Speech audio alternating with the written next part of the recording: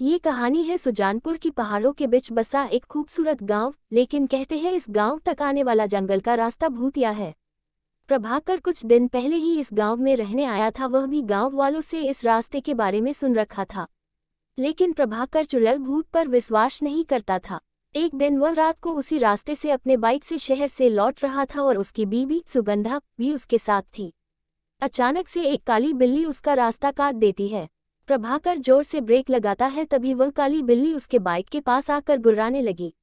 दोनों बिल्ली को भगाने का प्रयास करते हैं, लेकिन उस बिल्ली का गुर्राना बंद नहीं होता है। गुर्राते गुर्राते वह सुगंधा के ऊपर चढ़ जाती है। वह उसे हटाने का प्रयास करती है, लेकिन बिल्ली उसे जोर से दबोचा हुआ होता है। तब प्रभाकर बिल्ली को पीछे से पकड़ता है और सुगंधा को उसकी पकड़ से छुड़ाता है। फिर प्रभाकर एक पत्थर उठाकर उसे मारता है। बिल्ली जोर से गुर्राते हुए सामने के पेड़ पर चढ़ जाती है और अचानक वहां से गायब हो जाती है। उसे अचानक गायब होते देख दोनों डर जाते हैं। प्रभाकर, ये बिल्ली कहाँ गायब हो गई? सुगंधा, गांव वाले सही कहते हैं, ये रास्ता सच में भूतिया है। वो बिल्ली जरूर कोई भूत थी। प्रभाकर, तुम भी ना, जंगल का रास्ता है, यहाँ जंगली बिल्लियां और जानवर तो होते ही है। सुगंधा, होते होंगे, लेकिन वो किसी पर इस तरह हमला नहीं करते होंगे। चलो चलो अब जल्दी निकलो यहाँ से, कहीं फिर से कोई जानवर न आ जाए। प्रभाकर ने बाइक स्टार्ट किया, लेकिन जैसे ही बाइक की हेडलाइट जली उसे सड़क पर कई सारे गहने गिरे हुए दिखाई दिए और उसमें सोने के सिक्के भी थे। वह कुछ सोच पाता तभी उसे किसी औरत के रोने की आवाज आने लगी। सुगंधा, अब किसका इंतजार कर रहे हो? हम किसी मुसीबत में ना फंस जाए। वे दोनों घर लौट आए, लेकिन प्रभाकर के आंखों के सामने वो सोने के गहने और सिक्के अभी भी घूम रहे थे। वैसे तो प्रभाकर को किसी बात की कमी नहीं थी, लेकिन वो बहुत लालची था। वो उन गहनों को किसी तरह हासिल करना चाहता था। अगले दिन प्रभाकर अकेले ही बीज लेने के लिए शहर जा रहा था और सुगंधा की बातों को अनसुना करके बाइक स्टार्ट करके घर से निकल गया। थोड़ी देर बाद वह उसी भूतिया रास्ते पर पहुंच गया। दिन के समय भी वह रास्ता बिल्कुल सुनसान था। प्रभाकर अपनी बाइक से चला जा रहा था, तभी उसे रास्ते के किनारे पर एक सुंदर सी दुल्हन दिखाई दी जो रो रही थी। उसे समझ नहीं आ रहा था कि इस सुनसान रास्ते पर ये दुल्हन कहाँ से आई। वह उससे कुछ पूछता, तभी वह उसके पास आ गई और रोते हुए बोली, दुल्हन, भाई साहब देखिए ना, मैं रास्ता भूल गई हूँ, मुझे शहर जाना है, क्या आप मुझे शहर छोड़ देंगे? प्रभाकर, लेकिन तुम यहाँ कैसे आई? लोग कहते हैं कि ये रास्ता भूतिया है। तुम दुल्हन के कपड़ों में हो और लोग कहाँ है? दुल्हन, क्या बोलूं भाई साहब, मैं अपने पति के साथ कार से इस रास्ते से गुजर रही थी। अचानक एक काली बिल्ली ने हमारा रास्ता काट दिया और हम लोग रुक गए। मेरे पति ने कार रोकी, तभी उन्हें झाड़ियों के पीछे से किसी औरत के रोने की आवाज आई। वह वहां गए, तभी उनकी चीखने की आवाज आई। मैं दौड़कर वहां गई तो देखा वो वहां मरे पड़े हैं। प्रभाकर, तुम्हारा पति मर गया? दुल्हन, हाँ वो मर गए, उनकी लाश झाड़ियों के पीछे पड़ी है। आप प्लीज मेरी मदद करिए और मुझे शहर तक छोड़ दीजिए। बदले में मैं आपको ये सारे सोने के गहने की दूंगी और मेरे पास कुछ सोने के सिक्के भी है। सोने की बात सुनकर प्रभाकर की कान खड़े हो गए। वो तो इसी की तलाश में आया ही था। उसने उन सिक्कों को अपने हाथों में ले लिया, लेकिन जैसे ही उसने अपने हाथों में लिया वह लड़की अब दुल्हन से चुड़ैल में बदल गई और जोर जोर से हंसने लगी और प्रभाकर धुएं में बदलने लगा।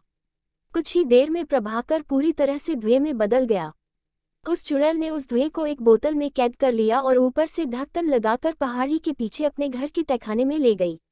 वहां पर पहले से ही धुएं से भरी कई सारे बोतलें थी।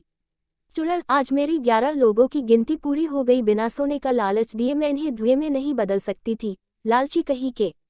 कल अमावस्या है, कल मैं इन सबको इनके असली रूप में ले आऊंगी और इन सबको मारकर इनके आत्मा पर कब्जा कर लूंगी और फिर उसे अपने पति के शरीर में प्रवेश करा दूंगी और वो फिर से जीवित हो जाएंगे। दूसरी ओर रात काफी हो गई थी। प्रभाकर के घर नहीं पहुंचने पर सुगंधा को चिंता होने लगी। पूरी रात सुगंधा ने प्रभाकर का रास्ता देखा, लेकिन नहीं आया। उसे समझ नहीं आ रहा था कि वहां कहाँ चला गया। तभी उसने देखा कि गांव के मुखिया जी गांव के कुछ लोगों के साथ वहां से गुजर रहे थे। वो उनके पास गई और सारी बात बताई। मुखिया, बेटी सच सच बताना, तुम लोग हाल ही में भूतिया रास्ते पर गए थे क्या? सुगंधा, जी गए तो थे, लेकिन उससे मेरे पति के ना लौटने का क्या संबंध है? मुखिया, कितनी बार कहा है उस रास्ते का इस्तेमाल मत करो, लेकिन पता नहीं लोगों को मेरी बात समझ क्यों नहीं आती है। सुगंधा, आखिर आप सभी को वहां से जाने से मन क्यों करते हैं? क्या राज है उस रास्ते का? मुखिया, बेटी, कुछ साल पहले एक नया शादीशुदा जोड़ा इसी रास्ते से गुजर रहा था। तभी गांव के ही कुछ बदमाश लोगों की नज़र उन पर गई। उस दुल्हन के गहने देखकर उनके मन में लालच आ गया।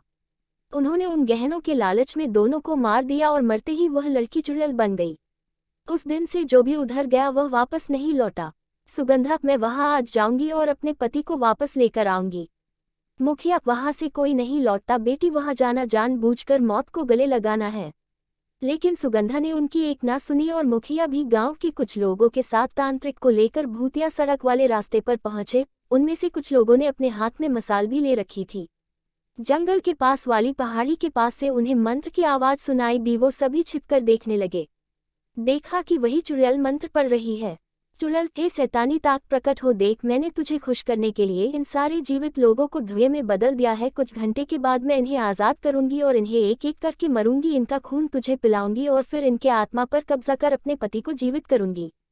तभी तांत्रिक ने पत्थर खींचकर एक बोतल पर मारा। उसमें कैद एक आदमी बाहर निकला।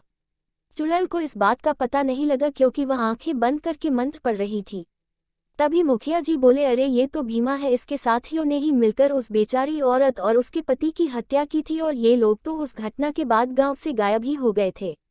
तांत्रिक, वे गायब नहीं हुए थे, ये चुड़ैल ने सबको कैद कर लिया था। इन्हीं की आत्मा से वो अपने पति को जिंदा करना चाहती थी। सुगंधा, पर इसने मेरे पति को क्यों पकड़ा? मेरे पति तो कुछ नहीं किए थे। तांत्रिक, तेरा पति इन गुंडों की तरह लालची था, वो भी इसके गहनों के चक्कर में आ गया था। इसे अपने सिद्धि को पाने के लिए 11 लालची लोग चाहिए थे। 10 तो ये थे ही, लेकिन 11 की गिनती पूरी नहीं हो रही थी। लेकिन उस दिन जब तुम और तुम्हारा पति इस रास्ते से गुजर रहे थे तभी इसने जान लिया कि तेरे पति को लालच में फंसाया जा सकता है। वो बातें कर ही रहे थे कि चुड़ैल अपनी आंखें खोली और अपने सामने फूटी बोतल देखकर गुस्से में भर गई। इतने में तांत्रिक ने कुछ मंत्र पढ़कर मसाल को उसके ऊपर फेंका, वो जलने लगी। इसी बीच तांत्रिक ने सारी बोतलों को पत्थर मारकर फोड़ दिया और उसमें से कैद सभी लोग बाहर निकल गए। प्रभाकर भी उनमें से एक था। उसे देखकर सुगंधा रोने लगी। चुड़ैल, ये तूने ठीक नहीं किया तांत्रिक, इन लोगों ने मुझे और मेरे पति को मारा था, तुमने इन दुष्टों को आज़ाद करा दिया। तांत्रिक, इनकी गलती की सजा इन्हें जरूर मिलेगी, मैं इस बात का वादा करता हूँ। लेकिन तू जो कर रही थी ये करके तू ईश्वर को चुनौती दे रही थी। एक बार जो मर गया उसे जीवित नहीं किया जा सकता। चुड़ैल जलकर राख हो गई। उसके बाद गांव वालों ने उन बदमाशों को पुलिस के हवाले कर दिया। प्रभाकर के साथ साथ पूरे गांव वालों ने लालच न करने की कसम खाई। उस दिन के बाद से वो रास्ता भूतिया नहीं रहा। चुड़ैल की आत्मा मुक्त ही गई।